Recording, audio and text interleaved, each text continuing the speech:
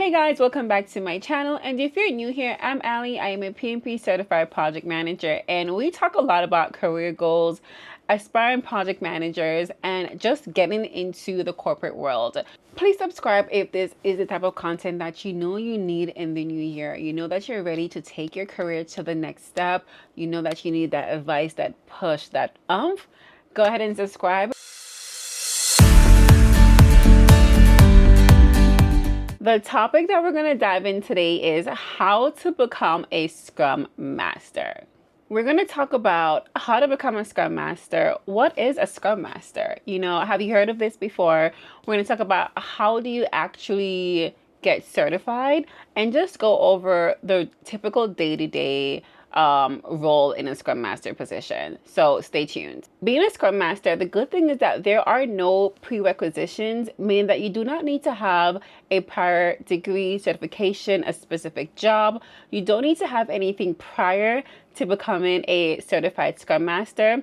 However, I will say that if you are someone that already works in like that tech business, implementation type of field, it is easier for you to understand, what a Scrum Master is and the purpose of a Scrum Master, and also better to help you understand as you're going through the course. So while it does not disqualify you if there's no prior background, it does help you. So either way, we're going to go ahead and I'm going to go into detail as to how to get this done. So I'm going to go ahead and put the official definition on the screen, and as I break it down, just for you to better understand what the definition is, okay? So the official definition reads, a coach and a guide who ensures their team understands the Scrum framework and its principles, values, and practices, all right? And if you see me looking straight, I do have all these notes that I took for you guys. I didn't want to forget anything or miss anything, so I jotted it all down, all right? So let's break that down.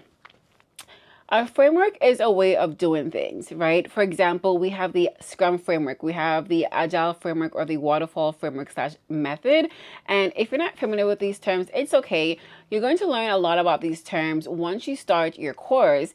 And we're probably going to talk a lot more about, frameworks and methodologies on this channel as well. Each framework has its own principles, values, and again, delivery methods, all right?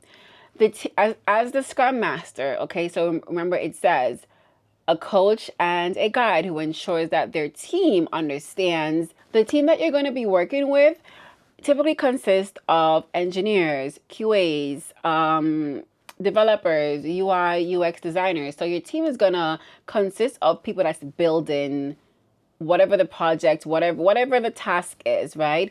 That is going to be your team, and essentially that is your Scrum team. Your role is to make sure that they're doing these tasks by using the agreed upon framework. That may sound so simple, but trust me, it is not that simple. It is not that easy. There's more to it, but that is just like the most basic definition I can give you right now for you to understand what a Scrum Master is and what they do. So now that you know what a Scrum Master is, the next step or question is, how do you become a certified Scrum Master? So as I mentioned before, there are no prerequisitions in order for you to go ahead and get certified as a Scrum Master. It does take an average of 2 days to become certified. So because there's no prereqs, a lot of the experience comes after you have been certified, right? So you go ahead and get your certification, but you're not going to get any real, unless you have prior understanding or in the prior role. If you're coming in fresh, you're not going to have any real life experience until after you're certified. So I'm going to go ahead and I'm going to also be doing a screen record just to show you guys step by step how to go ahead and sign up for your Scrum Master certification class. I'm going to show you what website I use or what company I use. Yes, there's others out there. I am showing you what I did. Okay, so I went with Scrum Alliance. Okay, so just go ahead and Google, or you can go to scrumalliance.org. I'm not gonna log in. I'm gonna pretend like I am just, we're doing this fresh. So let's find a course. Let's see here. I should have probably did a quick. All right, let's go to Scrum Master.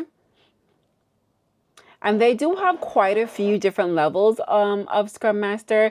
You do have to start from the beginning before you're able to get to, obviously you can't just jump into being an advanced certified Scrum Master or a certified Scrum Professional. So this is what we need. We're going to go to Certified Scrum Master. As you can see, there are no prereqs for this, okay?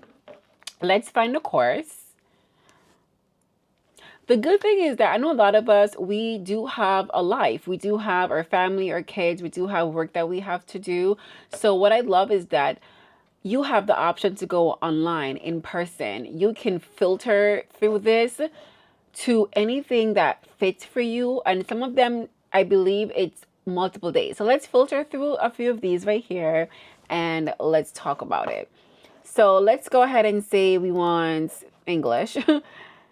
And I'm going to show you who I went with. I believe my person was Rick Waters or Walters. So Rick Waters is who I went with because I actually did research, guys. I did research. I got details on all of it. If you want to filter through dates, you can filter through whatever works for you. Whatever works for you, okay? So me filtering through Rick Waters, here you can see all the upcoming classes that he has, and he has quite a few. This is online. This is for 2 days, 9 a.m. Eastern time, 8 hours per day, and it's a live interactive class. You actually have to participate and give your input, and I believe sometimes they break you off into groups, and you have to show up and you have to be on camera. If you just so happens to you work during the week, you can go on a Saturday. So you do have all of this. And I believe there's also I think most of his classes are 2 days. But let's say I get rid of his filter here and just find someone else. So this person breaks it down into 3 days, 5 hours per day. Okay.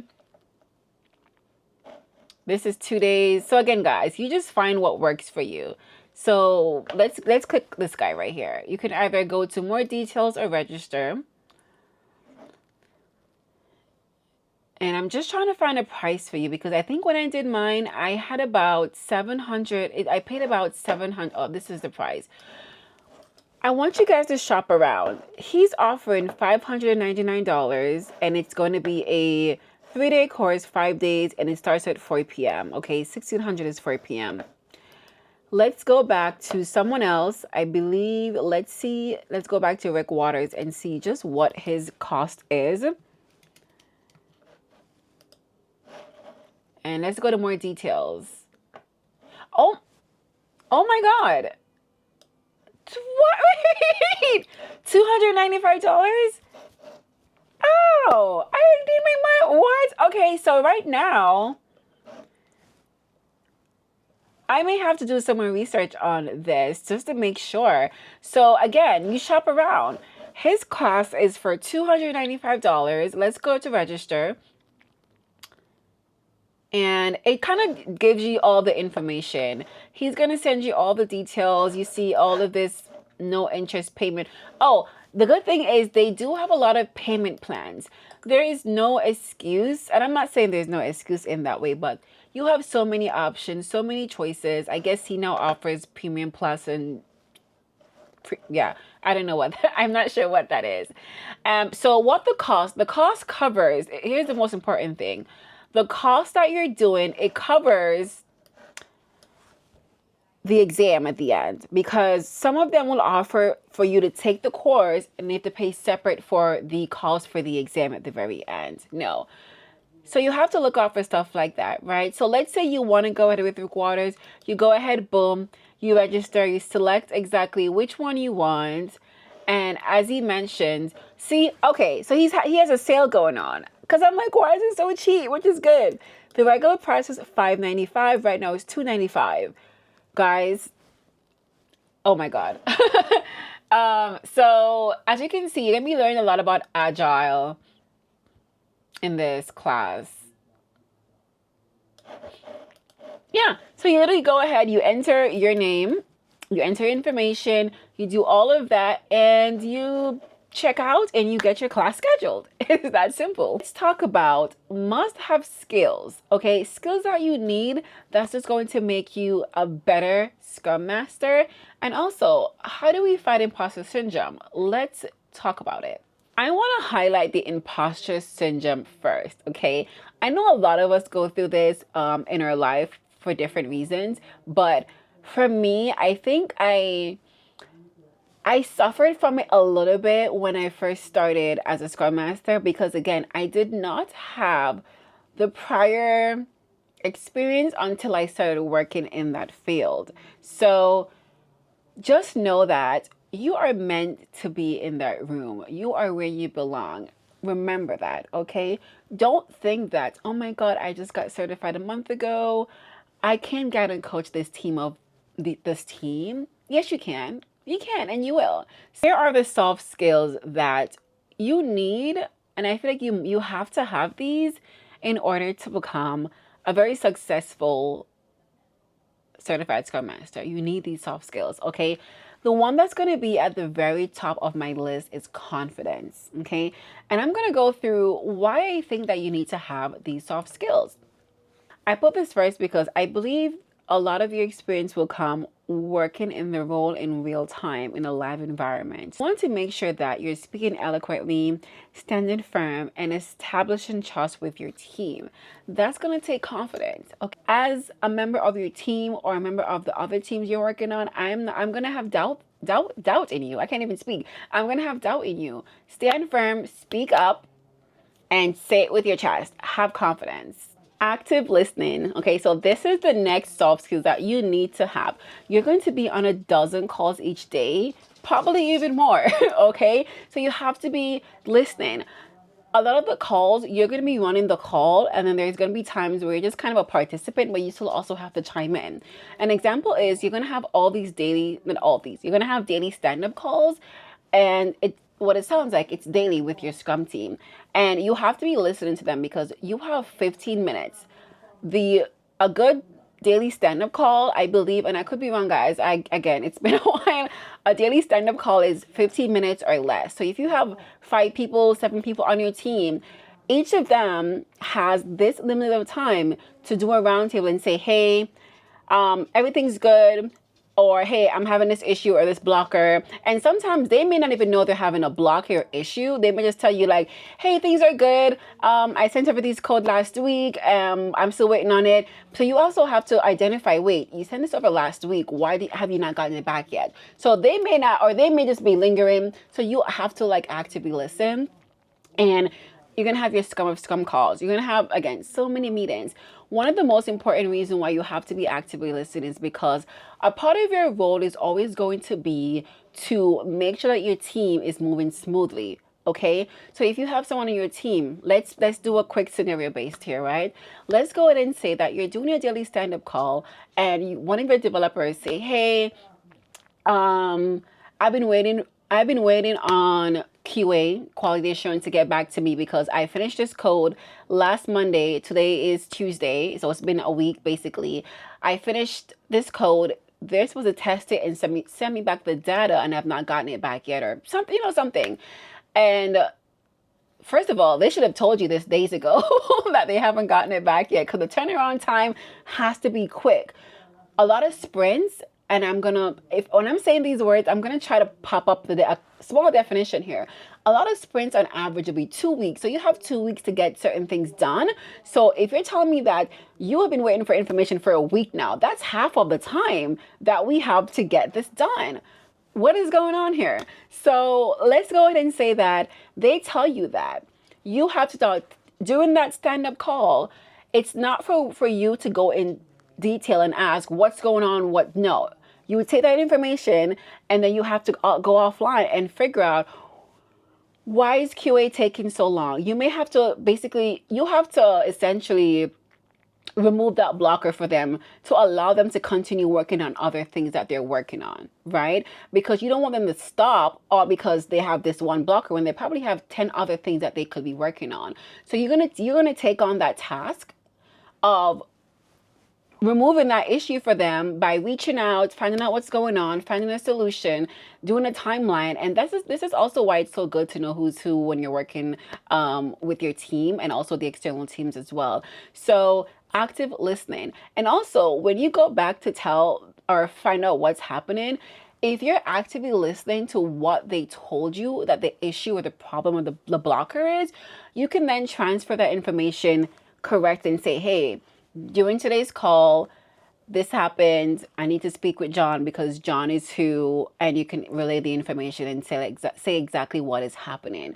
So you want to always be listening. And sometimes you're going to be on calls where there are so many different conversations going on and you're not sure, and it doesn't pertain to you, but then again, it might. You might hear someone on another Scrum team talking about an issue that they have, and it may not pertain to you in this moment, but their issue may end up becoming your issue in a few days. So you have to always be listening.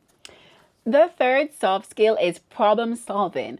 I think when I went over my active listening soft skill just now, I may have given you basically a part of the problem solving, okay? So as I mentioned, your team is relying on you to help solve their problems, okay? In order for your team to not stop, in order for your team to deliver on time, when they have a blocker, an impediment, a problem, they come to their coach, their guide, and say, hey, here's the problem, and you have to go ahead and you have to resolve it.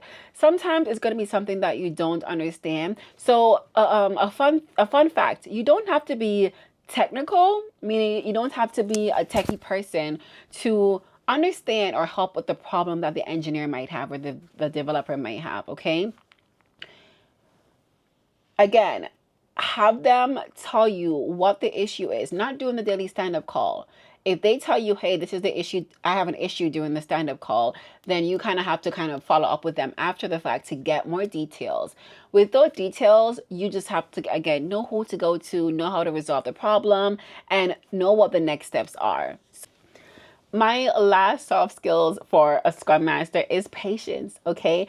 And not when I say patience, I mean patience with everyone that you're working with. So you have your Scrum team and there's gonna be so much pressure on you, okay? Especially if you're working in a high-paced environment, which I don't wish that on anyone. Everyone's going to be like, why is this story rolling over into the next iteration? Okay, why is this not done? Why is the backlog? There's gonna be, and they're coming to you because you are essentially the leader of the task that your team is doing. I'm not sure if I worded that right. Okay, you want to have patience and just I had to learn that, okay? I had to learn that. Too late in life. Next thing that we need to do is update your resume and start looking for a job, right? Isn't this why we decided to become a Scrum Master? Because we want to level up in our career and get a role as a Scrum Master, okay? So I'm a big advocate for always updating your resume. It doesn't matter how big or small the certification is or something that you've learned, you update your resume. So go ahead. The moment you schedule your class, I want you to go in and I want you to update your resume. Alrighty? Once you update your resume and you start looking for a job, once you have gotten your certification, update your LinkedIn. Okay? I think with LinkedIn, you do have to have the credential code or number or something like that.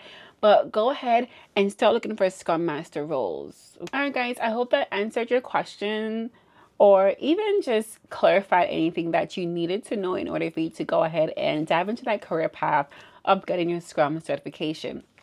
As you've seen, there are different levels of the certification. The first one, of course, is you just getting the Certified Scrum Master, and then you can even move, if this is something that you love and you want to kind of get more in depth with it, you can move on up to being an advanced Certified Scrum Master amongst all the other certifications that we saw online just now. If you have any questions or anything, definitely leave a comment. Even if you don't have any questions, just like comment and let me know. Are you a Scrum Master? Are you planning to become a Scrum Master? What's going on with you? Where are you career-wise and where are you trying to be?